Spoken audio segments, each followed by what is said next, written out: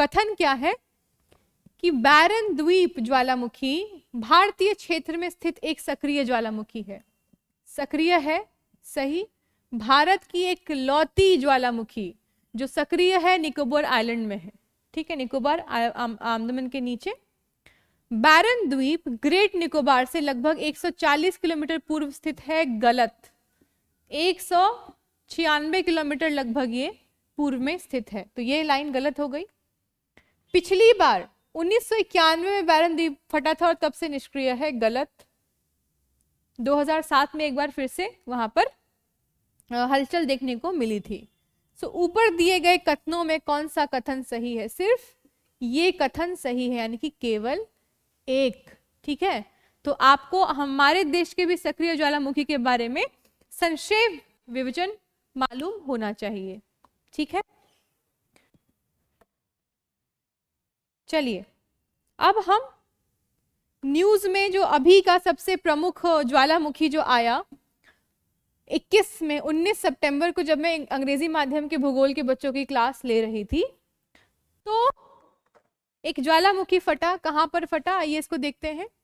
2021 के कंबे विजा विस्फोट, सितंबर 2021 में कैनरी द्वीप, कैनरी आइलैंड है, कैनरी द्वीप में ला पाल्मा के स्पेनिश द्वीप के दक्षिण के आधे हिस्से में हुआ। तो जब स्पेन का मैप देख रहे हैं हम लोग, यहाँ पे स्पेन है जस्ट पोर्टुगीज के नीचे, और इसके पास साउथ में एक आइलैंड है कैनरी आइलैंड, ठीक है। कैनरी आइलैंड में भी साउथ में कंबे विजा रिज में एक ज्वालामुखी फटती है। वो इतनी विशाल होती है कि आसमान में धुएं के कारण वहां पे फ्लाइट्स जा नहीं पाए लोगों को बचाने के लिए, रेस्क्यू करने के लिए। स्पेन की सरकार ने क्या भेजा, फिर जहाज भेजे गए, समुद्री जहाज, ताकि इनको रेस्क्यू किया जाए। लगभग 7,000 लोगों का विस्थापन हुआ। कितने लोग वहां से वापस स्पेन के मेन लैंड में लाए गए? 7,000। लावा का प्रवाह 1000 हेक्टेयर से ज्यादा था, तो लोगों को खाली कराना था। प्रवाह अपने सबसे चौड़ी बिंदु में लगभग 3.5 किलोमीटर चौड़ा है, लगभग। इसका ये पूरा विशेषता है, विशेषता आपको पढ़ना है। कितने इमारत नष्ट हुए इस वोल्केनो के आने से? 2600 इमारत जो है वह नष्ट हो गए। तटीय राजमार्ग, यानी कि जो आपका ओशनिक बाउंड्री पाथ था, वह भी कटा रहा बहुत समय तक, ठीक है। पूर्वीय पड़ोसी जो नेबर थे, लॉस कैंपिटोस, जो वहां की आइलैंड कंट्री है, आइलैंड स्टेट है, लावा द्वारा पूरी तरह नष्ट हो गए। तो इस तरीके से आप देख सकते हैं कि क्या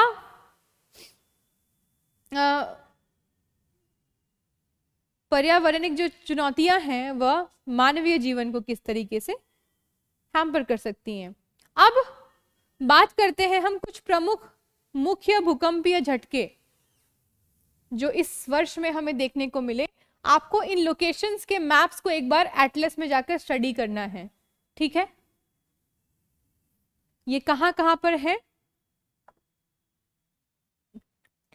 कहां कहां पर है ये?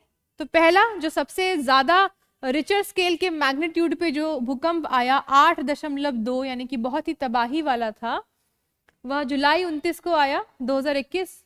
United States Alaska offshore Aleutian island, एक आइलैंड है, उपमहाद्वीप है एलोटियन, अलास्का पे ऊपर नॉर्थ में, वहां पर एक भूकंप आता है, बहुत ही स्ट्रॉन्ग, ठीक है।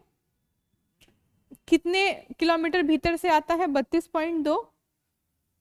इसको हम चिंगनिक अर्थक्वेक के नाम से जानते हैं, अगर यूपीएससी सवाल पूछ ले अगले साल तो ये है। दूसरा है न्यूजीलैंड।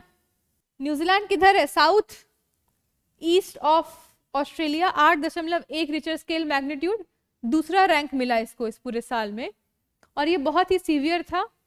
मार्च 4 को आया, ठीक है। कैरमेडिक आइलैंड पे, ये सारे एटलस पे आपको मैप्स ढूंढने हैं। तीसरा है साउथ जॉर्जिया ऑफशोर, जो कि साउथ सैंडविच आइलैंड पे है। South Georgia is in Europe, ये तीसरा वेरी स्ट्रांग था। न्यू सेलेडोनिया, लॉयल्टी आइलैंड, ये भी आपका यूरोप में है। चाइना क्यूंगाई 21 मई को एक वॉलेंट अर्थक्वेक आया, माओ डुओ अर्थक्वेक, इस पे भी आपको मैप देखना है। और हाटिटी निपस, ये भी जापान के पास है, इस पे भी आपको देखना है। जापान मियांगी ऑफशोर 2021 फ्यूकुशिमा अर्थक्वेक, इसका भी मैप आपको देखना है। तो ये लिस्टिंग मैंने आपके एड में दी हुई है, क्योंकि यूपीएससी एक सवाल अगर अर्थक्वेक पे पूछेगा तो इन सारे 11 अर्थक्वेक जो अभी रिसेंट में हुए हैं इस पर ही पूछ सकता है। तो लोकेशंस को आपको गूगल मैप पे भी देख सकते हैं और अर्थक्वेक पे भी देख सकते हैं। So you can click on the map itself और आपको ये मिल जाएगा। या तो लोकेशन को कॉपी कीजिए और कॉपी करके भी आप डायरेक्टली गूगल मैप्स पे देख सकते हैं। ठीक है, 11 जोन्स हैं, हर किसी को थोड़ा सा समय देकर मैप पे चिन्हित करने का कोशिश कीजिएगा कि 11 अर्थक्वेक 11 से 14 अर्थक्वेक जो है वो आपको रैंकिंग वाइज जो है गूगल से मैंने लिस्टिंग की, और इन सबको आप एक बार नजर मार लें अपने मैप्स पे। ठीक है, तो सवाल